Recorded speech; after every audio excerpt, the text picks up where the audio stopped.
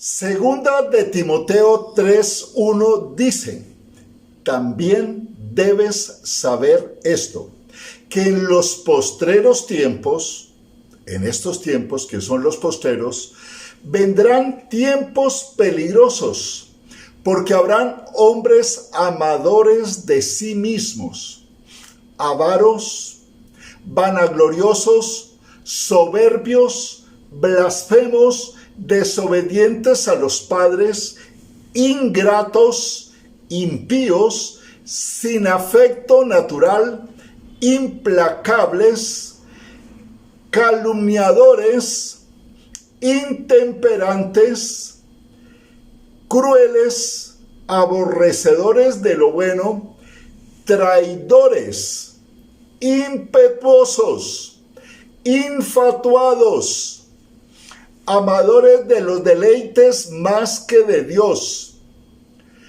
resisten a la verdad, hombres corruptos y faltos de entendimiento. Este es el tipo de personas que se está levantando, las nuevas generaciones. Y usted las tiene que enfrentar. Tiene que prepararse para vivir en medio de este tipo de personas. Para enfrentar a este tipo de nueva generación que se está levantando, se necesitan cristianos fuertes, cristianos verdaderos para estos últimos días, porque vienen, como dice la palabra, tiempos peligrosos. Estas personas no pueden enfrentarse solamente con poder, con posición, con influencia, con notoriedad, con fama, con talentos, con posición, con oratoria, con dones, con persuasión, con carisma, con capacidad, con capacidad administrativa. Bueno, no basta con eso. Se necesita gente que tenga carácter. Repito, se necesita cristianos verdaderos, formados totalmente en su carácter. Que tengan un carácter fuerte, un carácter noble, un carácter honorable, firme, con una moral intachable, con fuerza interior, que resistan, que enfrenten, que tengan mucha sabiduría para confrontar, para permanecer, para vivir en medio de esta generación. Lo que viene es fuerte. Dice la palabra misma, tiempos peligrosos. Tú estás planillado. Dios te echó el ojo, así de simple, para que seas parte de los cristianos con carácter de esta generación de los últimos tiempos. 1 Corintios 1:27 dice: sino que lo necio del mundo escogió Dios para avergonzar a los sabios, y lo débil del mundo escogió Dios para avergonzar a lo fuerte, y lo vil del mundo y lo menospreciado escogió Dios para deshacer, escuche, la vanagloria de todos los sabios. Y dice, y lo que no es, para deshacer lo que es.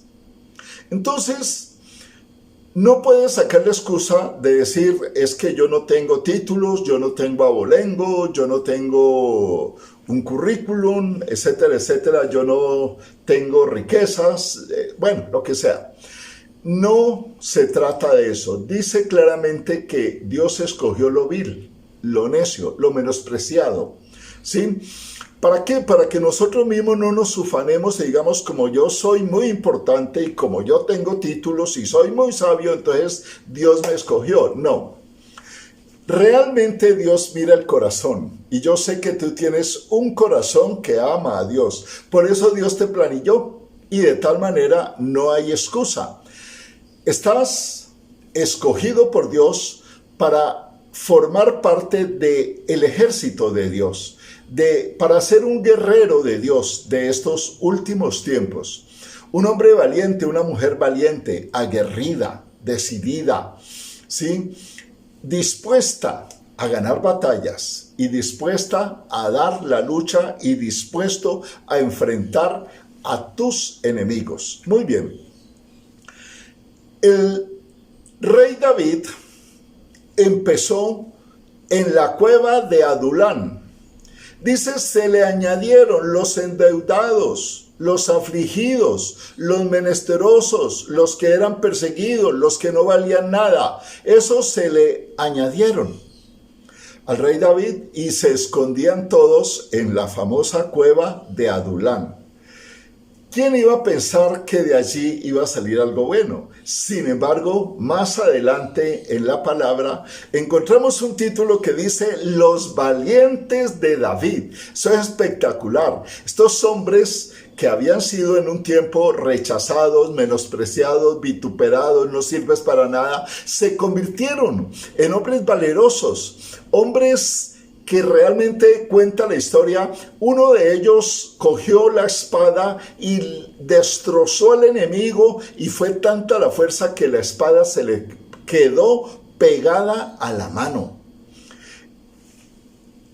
Dios te va a dar a ti una espada y va a ser carne de tu carne, porque eres un luchador, porque eres un valiente, porque eres una mujer escogida por Dios para establecer su reino para estos tiempos. Muy bien. Nuestro país y la mayoría de los países de América Latina son gobernados por clases políticas que toman el poder y son grupo élite, y son los mismos con las mismas y sus amigos y están allí gobernando y tomando los puestos de influencia. Por eso vemos nosotros cómo están nuestras naciones, tristemente mal gobernadas, y lo vemos a cada día. Entonces, hoy en día el mundo necesita líderes, necesita gente como tú, gente que tenga corazón, que ame a Dios, gente que esté dispuesta a aceptar los retos. Muy bien. Nada, absolutamente nada pasa sin un liderazgo. Si no hay liderazgo no pasa nada. Nada tiene éxito en la vida si no hay un liderazgo. Nada es alterado en la vida o cambiado si no hay un liderazgo. Nada se desarrolla si no hay un liderazgo. Nada avanza si no hay un liderazgo. Nada mejora si tú no intervienes. Nada es corregido si tú no estás allí. Entonces, Dios te necesita, ¿sí? Porque lo que hemos tenido son líderes sin carácter, sin convicciones, sin principios, sin moral, que es lo más tremendo, sin valores, sin conciencia y peor, sin principios cristianos. Entonces, en ese orden vamos al desastre, pero tú estás para intervenir. Dios te hace un llamado para que intervengas, para que tomes la espada que Dios te va a entregar y te conviertas en un guerrero. Proverbios 22:1 dice, de más estima es el buen nombre que las muchas riquezas, y la buena fama más que la plata y el oro. ¿Qué es el carácter? Podríamos decir que son características mentales, éticas, morales, podría ser, que marcan o individualizan a una persona. Entonces, tú tienes un desafío y es desarrollar un carácter cristiano en ti, ¿sí? Y nuestro modelo es Cristo, el gran Rey de Gloria. Ese es nuestro modelo perfecto. Y yo tendría que empezar a confrontarte y a preguntarte, ¿tú eres veraz? ¿Hablas con la verdad? ¿Eres firme? ¿Eres fuerte? ¿Eres insobornable? ¿Tienes principios? ¿No te vendes? ¿No te regalas? ¿Resistes pruebas? ¿Decides en tu corazón amar a otros? ¿Decides perdonar, por ejemplo? Padre, perdónalos porque no saben lo que hacen. ¿Decides servir? ¿Eres perezoso? No, espero que no. No, di no. Porque Dios no puede trabajar con gente perezosa. ¿Eres desordenado? Tampoco. Porque es imposible. Una persona desorganizada, el desorden externo expresa un desorden interno. Entonces, se trata de eso, de organizar absolutamente todo. ¿Eres fluctuante? No, no eres fluctuante. Yo espero que no. ¿Tienes las cosas claras? Sí, claro que sí. ¿Cuál es tu destino? ¿Para qué naciste tú? ¿Para dónde vas? ¿Tienes disciplina? ¿Eres disciplinado en tus cosas? ¿Logras lo que te propones? ¿Terminas lo que empiezas o lo dejas tirado? ¿Te quejas? ¿Buscas conmiseración? Pobrecito yo, aquí estoy, consuéleme. No, estás para consolar. ¿Eres echado para adelante? Sí, seguro que sí. ¿Emprendedor? Eso es lo que se necesita, que seas emprendedor. ¿Valiente? Claro que sí, eres un valiente. ¿Luchas contra tus debilidades? Sí, no somos perfectos, tenemos debilidades. Yo tengo debilidades, defectos por toneladas, pero lucho por eso. Quiero ser mejor cada día. ¿Eres valiente? Sí.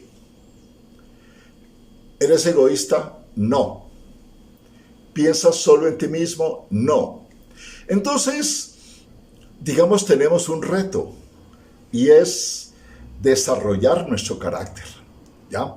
El Salmo 138:8 dice, Jehová cumplirá su propósito en mí. Y yo puedo afirmar en esta tarde, Jehová cumplirá su propósito en ti. Seguro que sí. Jehová cumplirá su propósito en ti. ¿Por qué o para qué estás en este mundo? ¿Por qué razón estás aquí? ¿Cuál es el sentido que le vas a dar a tu vida? Ahora, todo esto tiene que ver con tus talentos y con tus fortalezas. Tú tienes que aprender a descubrir para qué eres bueno, para qué sirves, qué es lo que más te gusta, cuáles son tus talentos. ¿Qué es lo que más te gusta hacer en la vida? No me vayas a decir que dormir o ver televisión, porque eso estamos hablando de cosas que tienen que ver con tu destino. Muy bien. Entonces, quiero nombrarte varias cosas que son muy importantes, que las tengas, que las examines. La primera, obviamente, es el propósito, y ya hablamos de eso. El propósito, Jehová cumplirá su propósito. Ese es el primero, ¿sí? El propósito, ¿para qué estás aquí? ¿Cuál es la razón de tu existencia? La segunda razón, el segundo punto que quiero comentarte es la convicción. ¿Qué es convicción? Es la certeza que yo tengo en mi corazón de que realmente tengo un propósito, que Dios me ha llamado, que voy a hacer algo especial, que tengo que cumplir algo en este mundo, tengo una misión. Entonces es la convicción, es una certeza en el corazón. Escúchame bien, La historia de Esther es bastante interesante. El tío Mardoqueo alguna vez le dijo, ¿no será que para este tiempo has llegado al reino? Porque el pueblo judío estaba en peligro. Había un enemigo que quería exterminarlo. Y Mardoqueo le dice a Esther, ¿no será que Dios en su propósito para ti te puso como reina para este tiempo? Y yo te tengo que decir, ¿no será que para algo especial te ha puesto Dios en este tiempo? Ahora, Esther tenía una convicción profunda de que sí era así. Y ella dice en Esther 5:16, y si perezco, que perezca. Eso se llama convicción. En otras palabras, Dios tiene un plan conmigo. Y estoy enfrentada, decía ella, a ir a la presencia del rey sin que me haya llamado. Y eso significaba peligro de muerte. Y ella dijo, yo lo voy a hacer. Mi vida está en las manos de Dios y si perezco, que perezca. Entonces, ese segundo punto se llama convicción. El tercer punto se llama visión. Visión. Es muy importante. Habacuc 2:2 me dice, y Jehová me respondió, escribe la visión y declárala en tablas. Y aunque la visión tardara aún por un tiempo, sin duda vendrá y no tardará. ¿Qué es visión? Es tener un sueño, tener, digamos, proyecciones de lo que yo puedo llegar a alcanzar. Una visión. Podríamos decir que es mirar el futuro en imágenes. ¿Cómo te ves tú dentro de 5 años? ¿Qué estarás haciendo? Sería terrible que estuvieras dentro de 5 años en las mismas, o peor, sería fatal. Dios te ha hecho para que camines, para que logres metas, para que desarrolles. Entonces, la visión es muy importante. Hemos hablado de propósito, de convicción, y ahorita estamos hablando de visión. Entonces, puedes decir, yo tengo un sueño, establecer un hogar para ancianos.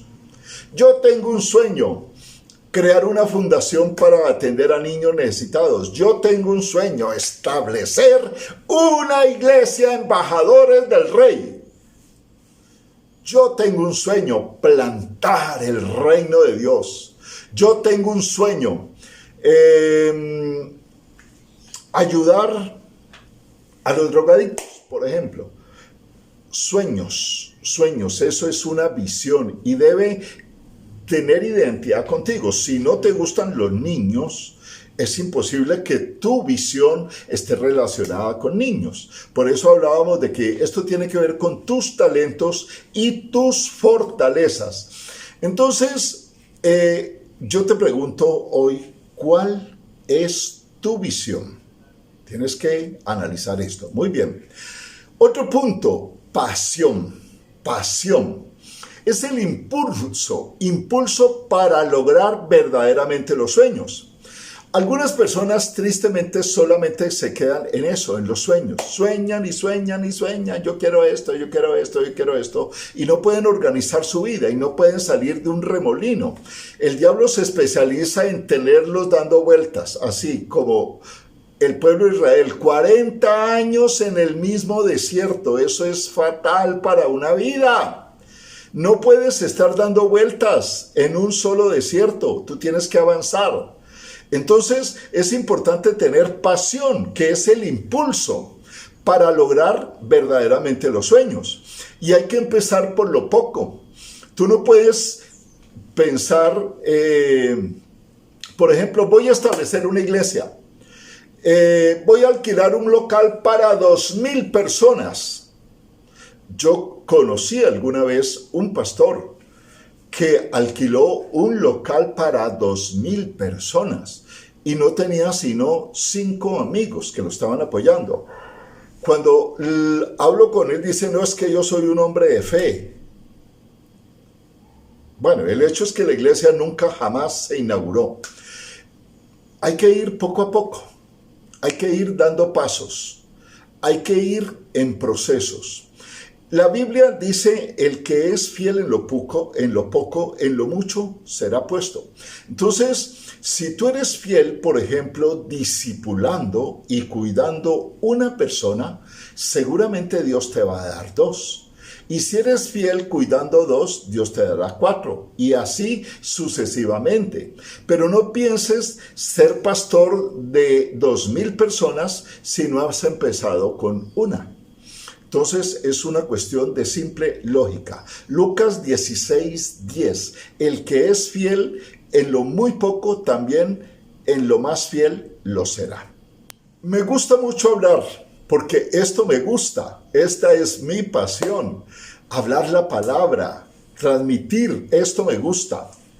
Me apasiona de verdad. Entonces, el otro punto es la inspiración. Inspiración ya tiene que ver con la conexión con personas que tienen los mismos sueños, los mismos ideales. De hecho, yo lo he vivido. Dios me conecta con personas que van teniendo los mismos sueños. Eso es, digamos, normal en mi vida. Cuando a veces una persona me llama y empieza a hablarme, yo digo, es una conexión que Dios me está mandando. Yo ya lo sé. Entonces, Dios me conecta con personas claves para algún propósito, para alguna cosa. Ahora, en Mateo 5:1 habla del sermón de la bienaventuranza. Dice, Jesús se sentó y vinieron a él sus discípulos. Parece simple, pero es interesante. Vinieron a él sus discípulos, donde él estaba, allí convergieron. Cierto que él oró y él los llamó, porque él tenía, obviamente en Jesús estaba todo, un propósito bien claro. Jesús tenía una convicción para qué había venido, tenía una visión clarísima, él sabía lo que iba a pasar, ¿sí? Digamos, tenía una pasión desbordante, no se cansaba, caminaba kilómetros, tenía una inspiración, ¿sí? Se conectaba con gente clave. Entonces, en Jesús se cumple todo esto y dice, vinieron a él sus discípulos. Seguramente si tú aceptas el reto de Dios, todo esto te pasará y es una vida realmente de aventura. Otro punto, influencia. ¿Cómo afectas tú a las demás personas? ¿Sí? Es fundamental, digamos, tu propia vida, todo lo que eres es lo que afecta, no las palabras, sino el ejemplo. ¿Ya? Te pregunto, ¿tú estás marcando influencia? ¿Dejas huella en las personas? ¿Eres un influencer? A eso estamos llamados. Estamos sintonizados con la moda. Yo soy un influencer. ¿Por qué? Porque influyo en las personas. Con la oración, con el apoyo, con la dirección, con la ayuda, con la liberación. Con eso marco, hago influencia y a eso estás llamado, a marcar influencia, pero obviamente tienes que prepararte, llevar procesos para poder ejercer una influencia. Eso no es de la noche a la mañana. Hoy hay gente que dice, ¿cómo influyo en los demás? Pues me pinto el pelo de rojo, o me pongo la camisa al revés, o me pongo los pantalones abajo. O sea, ¿qué más se puede esperar? Porque es lo único que tienen para dar. Pero tú tienes poder de Dios. Tú tienes palabra de Dios, tú tienes promesas de Dios para darle a la gente. Entiéndelo, Dios necesita tus manos, Dios necesita tu cerebro, Dios necesita tu boca, Dios necesita tus ojos, Dios necesita tus brazos. Dios te necesita totalmente, te necesita. ¿Ya? Entonces, alguna vez Jesús le dijo a sus discípulos, bueno, ¿ustedes también se quieren ir? Y Pedro le contesta sabiamente, le dice, ¿a quién iremos? Si solo tú tienes palabras de vida eterna. Y es verdad. Es mejor buscar la fuente verdadera. el que tiene palabras de vida eterna y el que su reino va a permanecer por siempre. Lo demás todo va a acabar. El único que permanece para siempre es nuestro grandioso Cristo. ¡Qué glorioso! Finalmente, para que respondas al llamado de Dios, para que puedas ejercer influencia, para que tengas inspiración, para que tengas pasión, para que tengas visión, para que tengas convicción y propósito en tu vida, se necesita que seas irreprensible. Y ahí viene lo difícil. Irreprensible. ¿Qué quiere decir? Que nadie te pueda señalar, que nadie te pueda acusar. Ah, ese es un ladrón, ese es un mentiroso. Escúchame. Somos humanos, tenemos fallas, no somos perfectos. Dios nunca jamás puede o llama a un perfecto para ponerlo a trabajar en su reino. Justamente vimos que lo necio, lo vil, lo menospreciado, eso es lo que escoge, lo perfecciona y lo pone a trabajar. Pero nosotros seguimos en un perfeccionamiento, pero tenemos que llegar a un punto en que seamos irreprensibles. O sea, nadie nos puede señalar de cosas como robar, como engañar, como mentir, como tener otros intereses, como aprovecharse, como manipular, como controlar. No. O sea, si Dios nos llama es para establecer su reino de amor, para ayudar a los necesitados, para traer consuelo, para obrar con misericordia y muchas cosas más. Pero para eso tenemos que ser irreprensibles. Primera de Timoteo 3:2 dice, pero es necesario que tú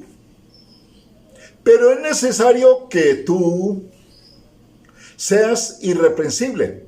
Y aquí se refiere a un hombre y dice marido de una sola mujer. O si es soltero, pues un soltero santo. ¿Ya? Sobrio. Bien, digamos, sin pasarse de la raya en todas las cosas. Prudente en el obrar, en el hablar. Decoroso en todo, en su manera de vivir, en su manera de hablar, en su manera de vestir. Hospedador, que le guste servir.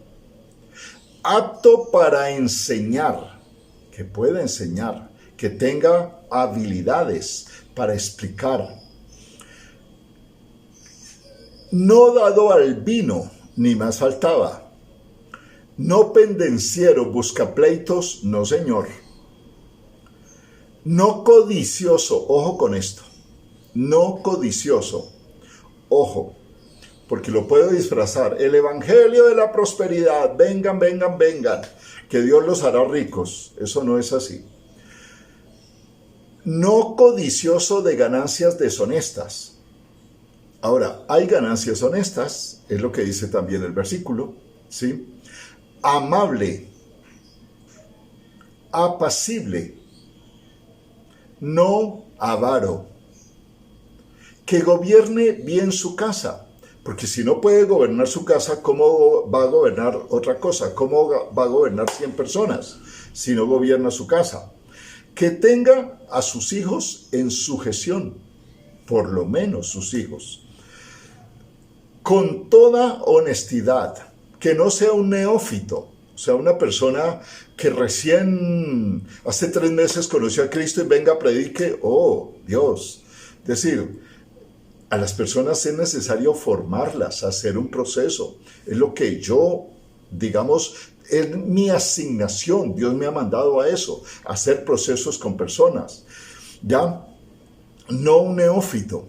Que tenga buen testimonio de los de afuera, o sea, que todos vean, ¿sí? Que no sea doble, sin doblez. Y agrega esto para las mujeres y dice, no calumniadoras, no chismosas. Lo dice la palabra, búsquelo. Está en Timoteo 3. No calumniadoras, sobrias, fieles en todo. Entonces, Dios te necesita. ¿Aceptas el reto? Le dices, sí, Señor, yo quiero someterme, quiero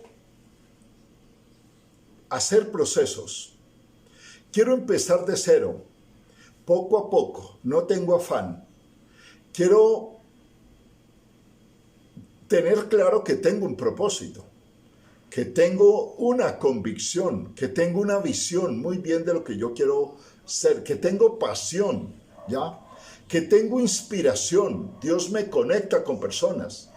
Inclusive tendrías que decirle, estoy dispuesto a que me conectes con una autoridad, que me pida cuentas, porque eso es importante.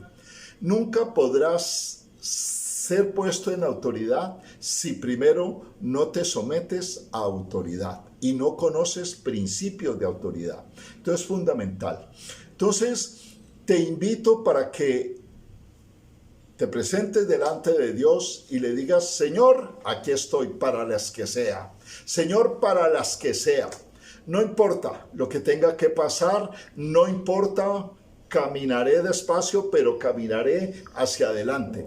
Quiero hacer los procesos, Dios. Quiero ser un hombre, quiero ser una mujer plantador, plantadora de tu reino. Aquí estoy, Señor. Heme aquí. Envíame a mí.